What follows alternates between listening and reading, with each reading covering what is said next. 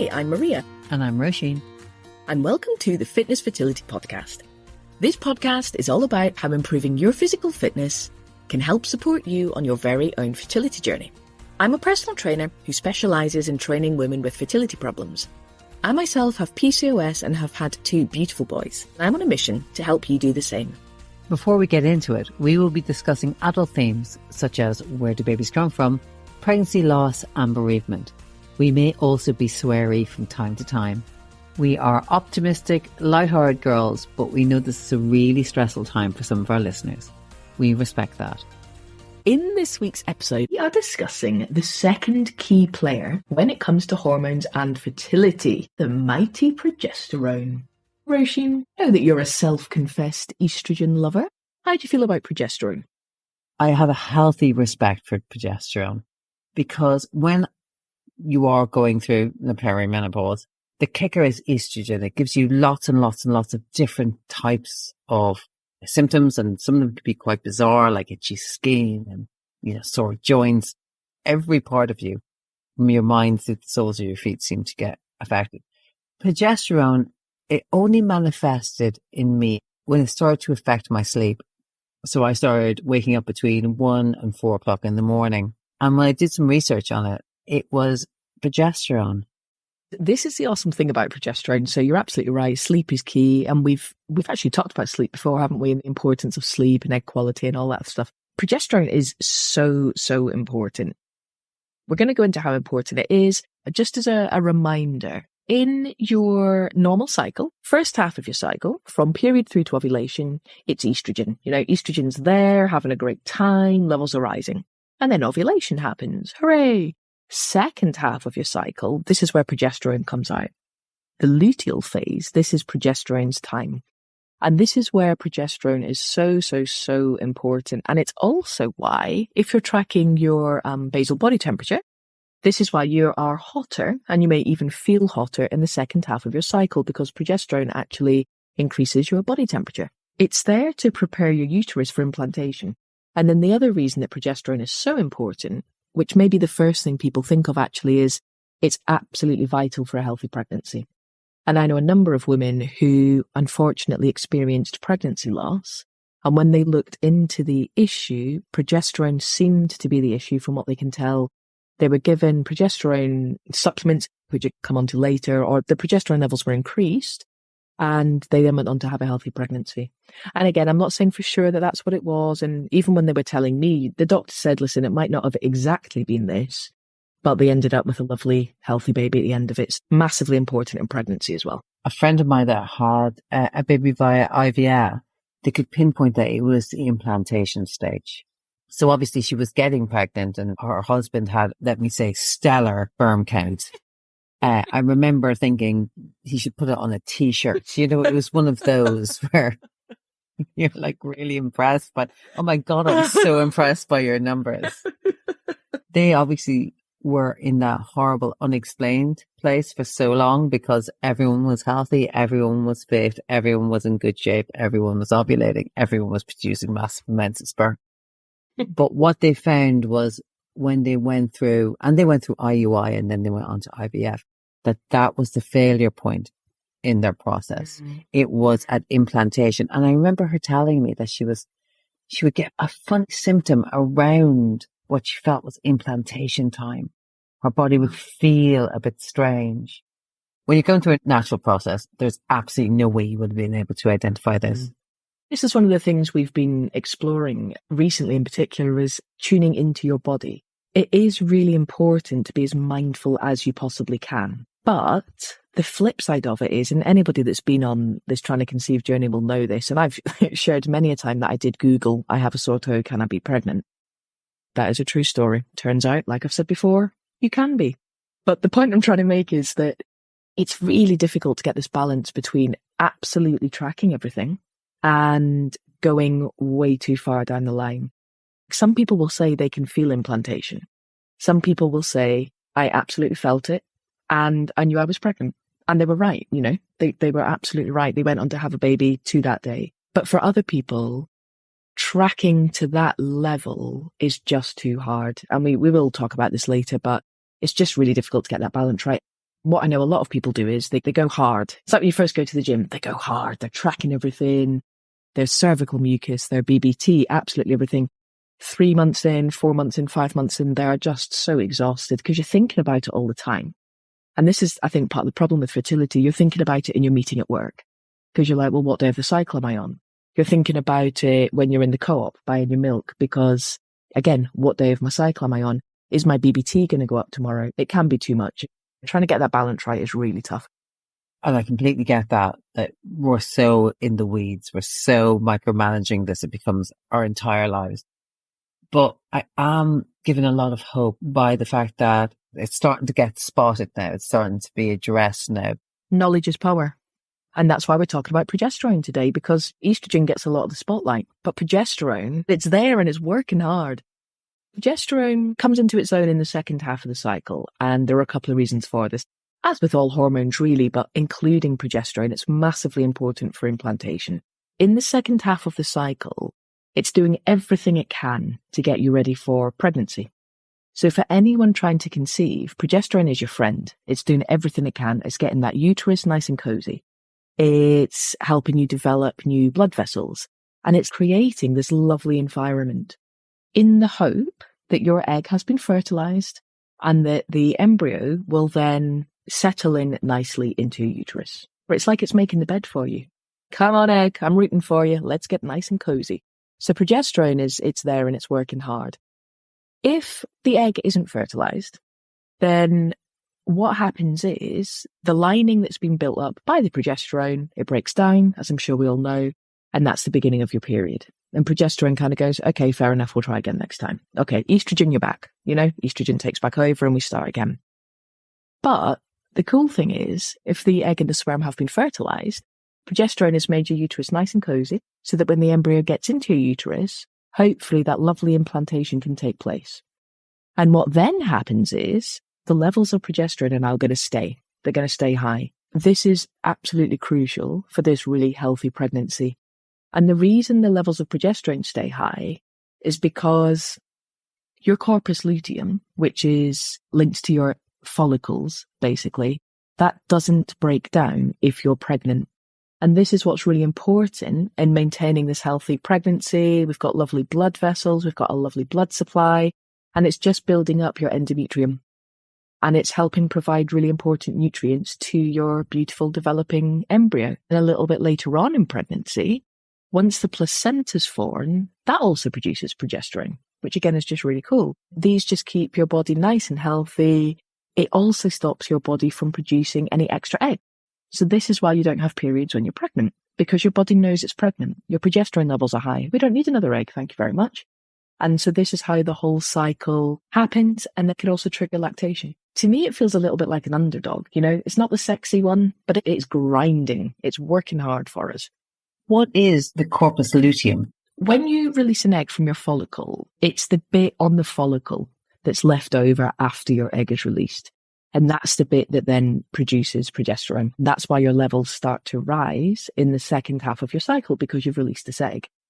Again, what's really fascinating for anyone with fertility issues is, particularly for people with PCOS, which I'm aware of because I have PCOS myself, if you have PCOS and you're not having regular cycles, this is when your hormones go all to pot, because if you're not ovulating, you're not releasing an egg. If you're not releasing an egg, you're not releasing progesterone. If you're not releasing progesterone, the next half of your cycle doesn't kick in either. So you get stuck. And this is why sometimes women that are testing for ovulation on our ovulation predictor kits, the smiley faces or the lines, why often we get these really weird patterns where it looks as though you're going to ovulate. You're like, I'm going to, and then nothing happens. And then a week later, I'm going to ovulate, nothing happens. And it feels like your body is trying and trying and trying, and it just gets stuck, because estrogen and progesterone have this beautiful relationship. When everything's going well, they work really beautifully together. When one is high and when one is low, but they need each other. They rely on each other. So if one's wrong, the other one gets wrong as well. People with things like PCOS, if your hormones are out of sync, it just messes everything up. And this is why people get stuck in all these slightly unusual cycles. And your body's trying its best, but if one's off, the other one's off. So they have this really beautiful relationship together. And that's what things like the meds do. They bring back this really nice relationship between the two of them. I see this like a seesaw. When one's up, the other's down, and they kind of turn each other on and off in a way. As someone who suffers from PCOS, does the problem lie with PCOS in the estrogen part of the seesaw or the progesterone? Which one comes first? I don't know, is the honest answer, because one can set the other one off and then you get stuck. What's weird with things like PCOS is, since I was lucky enough to have my pregnancies, my symptoms have been much better. And this really weird thing has happened where my cycles are now much more regular. Even though I was only ovulating once a year, and even though I needed Clomid, my cycles are now much more regular. And it's one of these weird things that happens.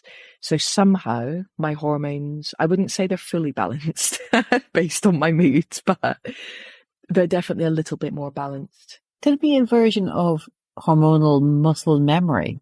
I needed fertility help for both pregnancies. It definitely didn't magically fix itself after my first pregnancy. And I was kind of hoping it would, but it didn't. So I guess it just depends on your own particular biochemistry and what your body decides to do. And everybody is different. And that's the thing, you know, we're giving general support here, but at the end of the day, everybody is different.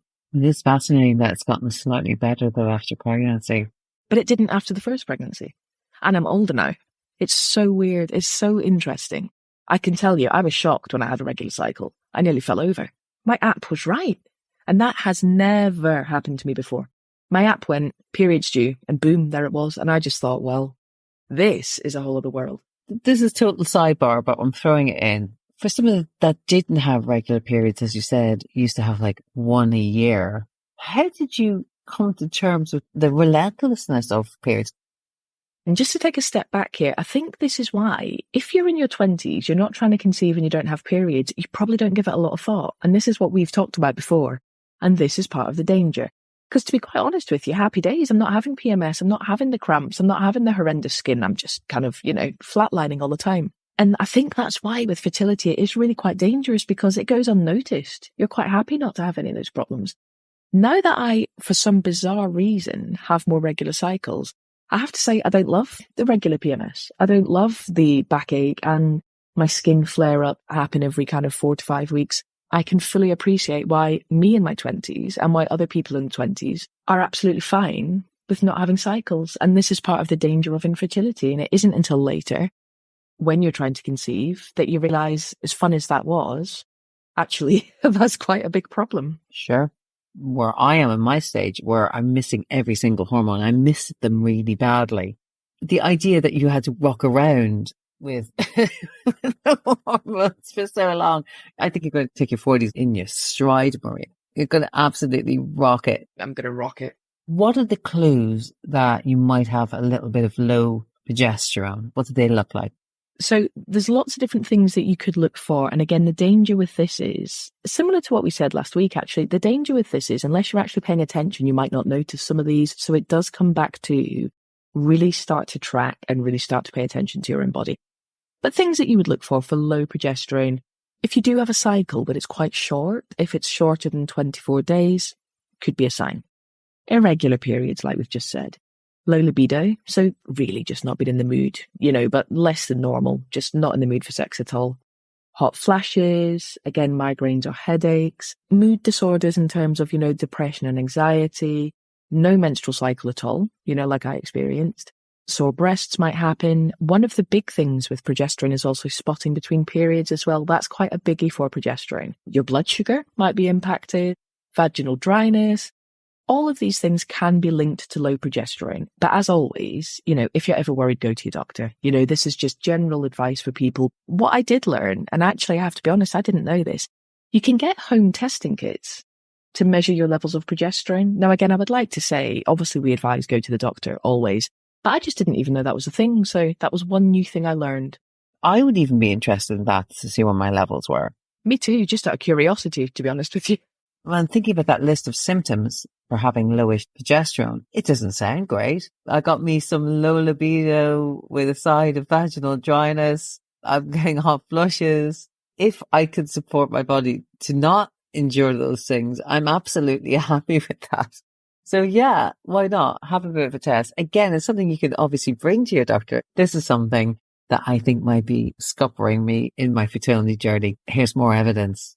whatever it is, if you are having irregular periods, if your cycles are shorter than 24 days, if you are having hot flashes and vaginal dryness, especially if you're in 20s and 30s, you actually shouldn't really be having those things. So even if it's not linked to progesterone, they're not healthy symptoms. There is something not quite right there. If you're having any of those, we would always suggest go to the doctor. Maybe it's low progesterone, maybe it isn't, but it is definitely something to look into. Can I ask a question about the menstrual cycle being shorter than 24 days? I would always count my menstrual cycle from period to period. So my period ended on the 1st of January, and now I'll count my 21 days. So if you have low progesterone and you're not having periods, then how can you ascertain how long or short your menstrual cycle is? That's the thing, you can. All of this comes with the kind of proviso of if you can. There's a couple of things here. If you are having a cycle and it's short, that is a thing that you need to be aware of. Okay, so that is an issue in itself. If you are not having cycles at all, and by not having cycles, what I mean is if they're erratic, if they're 24 one day, 37 the next month, that is also not a thing that should be happening. The other way of looking at it is what you want is regular cycles that are roughly the same each month and roughly the same within that normal-ish range. So, 28, 32, roughly around that length of time. But if they're absent, or if they're completely irregular, or if they're very, very short or very, very long, they're not supposed to be. So go to the doctor. And I'm assuming you can't count the spotting as a menstrual bleed. This is another thing that makes tracking hard. Some people only bleed, say, 3 days, and for some people, it's not very heavy. So for those people, if you are having spotting between periods, you genuinely might not know if it's your period or if it's spotting. And again, this is why in some ways infertility is really cunning, because sometimes you just don't know. And it might take you years to realize, oh, that wasn't actually bleed. Track it as much as you possibly can. We don't all sit round a fire anymore and compare. We're all in silos, and my period is my period and your period is your period, and we only know our own experience. If you have a hormonal problem that has been with you since you went through puberty, having a light spotty period, if that's your normal, that's your normal. You've got nothing else to compare it against. I also think that spotting, it's kind of like giving a little bit of hope. Anything that gives you hope, you will absolutely cling on to, and completely understandably. Why wouldn't you? It's a completely normal thing to do. So again, it just goes back to tracking, and knowledge is power. Apart from hormonal reasons you have low progesterone, is there any environmental links that are also not working in your favor? Unfortunately, yes. Hormones, biology, okay, fine, that makes sense. Other causes of low progesterone, obesity. The obesity will cause many issues, as we know. We've talked about fat before, and we've talked about fat is not a passive tissue. Fat actually interferes with your hormones because it's actually an active live tissue. So unfortunately, obesity can interfere with your progesterone levels. Chronic stress, which I am the first to say is unhelpful when you're going through infertility, but chronic stress can be a problem. What stress does is it releases another hormone, cortisol. And again, cortisol can interfere with your other hormones. So all the hormones can mess up the other hormones in your system, because what we want is for them all to be nice and balanced. So if you're releasing too much of one, it then messes up the others. So chronic stress releases cortisol. Cortisol then messes up everything else. A poor diet, bad for your health, might link into obesity, but a poor diet is unhelpful as well. Thyroid issues can be an issue. If you've got underactive thyroid, that can be a problem. That can have a big effect on lots of things, actually, but hypothyroidism can be a problem. If you've got elevated levels of prolactin, that can be an issue. Low cholesterol can be an issue. Like I've mentioned before, if you have PCOS, so polycystic ovarian syndrome, obviously that's very much linked to progesterone. Menopause, like we've talked about before. We are obviously talking about fertility, and we're not officially a show about the menopause. We know that for anyone that's in their 39, 40, 41, 42 kind of age range, one of the things you do need to be aware of is that the kind of perimenopause symptoms might be beginning to sneak in. And it's not guaranteed and it's not for sure, but it is just being aware that if you are particularly later on, unfortunately, some of those symptoms might be sneaking in. And to echo that, this podcast is about fertility. where the two intersect is on hormones, because one, perimenopause, menopause women suffer from a lot of the symptoms of women that have low estrogen, low progesterone. The second intersection is that you tend to have the same menopause as your mother. I can't stress this enough. I'm going to stress it by saying it again. You tend to have the same menopause as your mum. If she's still with you, go and ask her what age she started to experience the symptoms. The reason is because you do tend to follow the same track. So if your mum, for example, has gone through an earlier menopause, best to know that now. That will give you some timescales, and it also will give you more information to go to the doctor.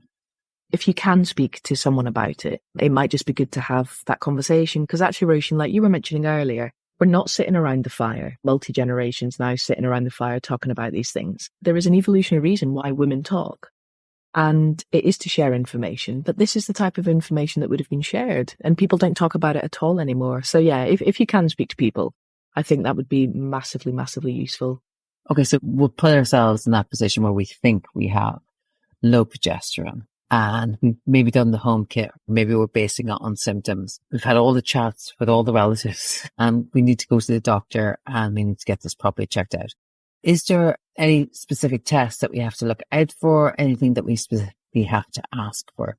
The starting place that a doctor will go to is a blood test. And this is where the kind of famous, infamous day 21 blood test comes in. For anyone that's going through fertility treatment, because doctors know that across a typical cycle, this is where your progesterone will rise and this is where your progesterone will fall. What that means is they've got data. They've got data on, at this point in your cycle, this is the level your progesterone should be at. So to give you an example, pre-ovulation, a rough idea of your progesterone level, and it's measured in nanograms per milliliter, you would be less than 0.89. Okay? Around ovulation, you're looking at less than or equal to 12. There's charts, there's information. So what they will do is they will ask you to come in for a day 21 blood test. And this is a really interesting blood test. They will ask you to come in for a day 21 blood test. They will measure your estrogen levels. And if your estrogen levels are within what they would consider to be the kind of normal range, then they'll say, happy days, you've ovulated. Sounds very simple and straightforward. However, the day 21 blood test is based on the idea that you ovulate on day 14. If you do not ovulate on day 14, when you come to do the day 21 blood test, so for example, I ovulated on day 20 once. So me doing the day 21 blood test when I was on a Clomid was a complete waste of time. Absolutely pointless, because my levels, they're not a week in at that point. So again, just as an aside to this, knowledge is power. You must track. So if you have not ovulated until day 20 and your doctor says come in for a day 21 blood test, just say, with all due respect, I will come in for the day 21 blood test, but can I come in every 2 days? And to be fair to my GPs, they were absolutely brilliant. And they just said, look, come in every 2 days until we get the right day. I ended up having a lovely relationship with my GP. They would send me the results of my day 21, 23, 25 blood test by text. And on one of them, I just got a note that said something like, levels are really high, she'll be delighted.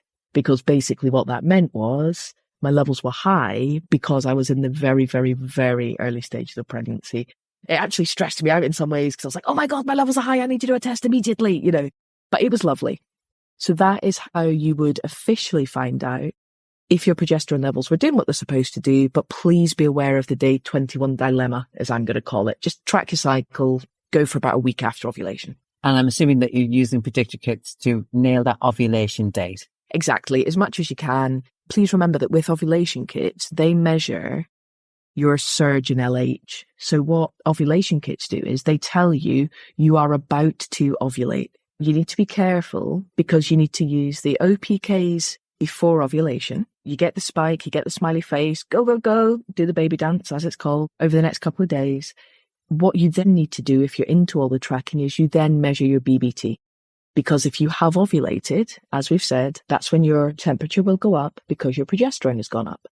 So ovulation kits before ovulation, temp tracking after ovulation. And if the two match up, if you got a smiley face and then a few days later your temperature goes up, then hopefully, they're all good signs that you have ovulated, and you can narrow it down at least to 24, 48 hours, give or take. So then you can properly plan the 21-day test. For everyone out there that does not understand what BBT stands for, So BBT is your basal body temperature. This is where you take your temperature. It has to be at the same time every day. There's some really funny stories. You do it before you've done anything, okay? You wake up in the morning, you try to move as little as possible because you don't want to mess up your data. So you have your thermometer as close to your bed as you can humanly get it. So you only have to kind of move your finger. You don't want to be moving anything, right? If you could just magically get that thermometer in your mouth, you would do that. So you need to do your BBT. You absolutely cannot go to the toilet before doing your BBT, and it has to be at the same time every day. If you wake up at 6:30 in the morning for work, Saturday comes, sorry people, you got to set that alarm. You wake up, you do your BBT, and then you try and get back to sleep. Because your temperature rises throughout the day, if you take your temperature an hour later, your data's going to be off. So there are some very funny situations where, you have to plan very carefully where that thermometer is. And also, tip for anyone measuring, get a thermometer that's to 2 decimal places, because your temperature might go up by 100th, not a 10th. And that's key when you're tracking. So don't get the 1 decimal places. You need to spend about £1 more and get the luxury of 2 decimal places. That's a top tip for you all. If you have a partner, get your partner to. Yeah, get them up and measure your temperature. It's a funny image in our head, but one of the things that women really struggle with, and this is not me being disrespectful to men, is a lot of this does fall on the women. The tracking of the BBT, the tracking of the cervical mucus, the weeing on the sticks, the men can't do that stuff. This is why it becomes a very heavy load for the woman to carry in a lot of ways, no matter how fantastic your partner is. But it's the woman that has to track. It's the woman that has to remember to be on the stick. It's the woman that has to get the thermometer. It's really quite a heavy load. And I personally have known that I was not pregnant because my temperature had already dropped. My period hadn't come yet, but I knew that I wasn't pregnant anymore. In some ways, actually, it was a bit of a relief because when my period did come, I wasn't taken by surprise. I'd already grieved that loss as I saw it that month. The ones that get you are when your temperature hasn't dropped yet. So I've also had the opposite where my temperature hasn't dropped yet and I've gone into work and I'm a little bit like high as a kite because I'm like, well, hang on a minute, my temperature hasn't dropped yet. I'm still in. And if you look on all the forums, this is what people say. I'm still in. I'm still in it. My temperature's still up. Or I'm out this month, my temperature's dropped. That's what that means. And that's a very common phrase that people in the support groups will say, I'm out, temperature's gone down. That's why. It really does play on you a lot because you're constantly thinking about your temperature. You're constantly looking at your cervical mucus. It's a lot. There's a lot going on for women to carry. Oh, absolutely. It's like the worst kind of performance review. And there it is every single month. Is there anything you can do from a diet or exercise point of view so you can feel like that level of control, that you can move the dial just a smidge in a positive direction? The good news is that even without any type of hormonal support from the doctor, there are just some really lovely things you can do just to support you. Well, foods don't increase progesterone. They don't have progesterone in them. But what you can do is eat foods that do support healthy hormones in general. And a really key one to look at here is magnesium. And this I thought was so interesting. So magnesium as a whole plays a really key role in hormone regulation. You must make sure that you're eating enough magnesium, you're getting enough magnesium in your diet to boost your progesterone levels. And this is because magnesium, it helps regulate the pituitary gland, which is a gland in your brain that regulates your hormones. That links into your FSH, your follicle stimulating hormone, and your LH, your luteinizing hormone, and your TSH, your thyroid stimulating hormone. But long story short, you need to make sure you've got enough magnesium in your diet because magnesium helps your hormones to work. Other good things are vitamin C. Research has shown women that take vitamin C have significantly increased levels of progesterone. And one particular research found women who took 750 milligrams of vitamin C per day had an increase of 77% in the levels of progesterone, which is massive. L-arginine is an amino acid. This is found in high protein foods. So we're looking at lentils, salmon, pumpkin seeds, chicken, pork, and lean beef. Nice, healthy, whole foods, not processed foods. But these ones in particular are to support you with your progesterone levels. What would your training recommendations be in this part of the cycle? This is the part of the cycle where you want to take things just that little bit easier. There's lots of reasons for this. If you're trying to conceive, you're going to be in the 2-week wait because we're in the second half of your cycle. This is why I like to do a lot of low intensity, kind of pregnancy friendly workouts. But also your body's working hard. You might actually feel a little bit more sluggish, particularly if you do experience things like PMS. Lower intensity workouts, perhaps lifting not quite as heavy if you like lifting in the gym, lower weights, less intensity, try and get the nice yoga stretches in there. Yeah, definitely take it easy. So we've talked about low progesterone. Is high progesterone a problem? This is the really interesting thing. Because your progesterone levels raise anyway, when you do get pregnant, high progesterone isn't as much of an issue. Really, the main thing we're looking at today is low progesterone, because when it comes to fertility, that's much more of an issue. So just to recap, we have covered a lot of information in today's show. When it comes to your normal cycle, you've got estrogen in the first half. Second half, you've got progesterone. And progesterone is actually super important for fertility, gets your uterus nice and cozy, ready for that embryo to nestle in, and then maintains a lovely, healthy pregnancy. So progesterone is out there doing a lot of the heavy lifting. So we don't want low progesterone. Good news is there are lots of lovely foods that you can take to help with low progesterone. And training-wise, in that second half of your cycle, this is also going to be the bit that's in your 2-week wait. Take it a little bit easy, lift a little bit lighter, lower the intensity a little bit to really work with your body, track everything, and hopefully your progesterone levels stay high and you can go on to enjoy a lovely, healthy pregnancy. But progesterone, I love progesterone. I'm rooting. It's an underdog, but I'm rooting for progesterone. It's working hard. And remember, everything that you track, you can take to your doctor and say, this is what I've learned. Knowledge is power. And consistency is key. Yes, Roisin. Thank you so much for listening to this week's show. Remember to subscribe to get a shiny new episode each week. And please rate, comment, and really importantly, share with your friends, especially our trying to conceive sisters. You never know who's struggling and they may need that little bit of extra help. This may come as a surprise, but we are not doctors. We strongly recommend that you consult with your doctor before beginning any exercise or nutrition program. Get everything checked out first. Your safety is our priority. This has been a Worth a Listen production.